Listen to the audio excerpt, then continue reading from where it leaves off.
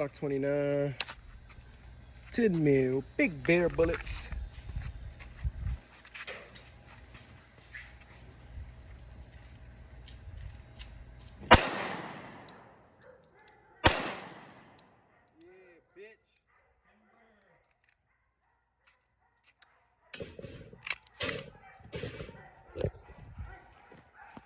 I'll run up here and show y'all exactly where I hit.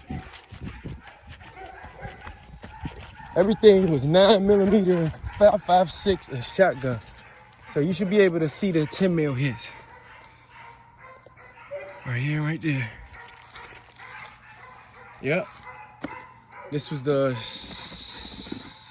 7.62 earlier. This was the shotgun, double shotgun hole.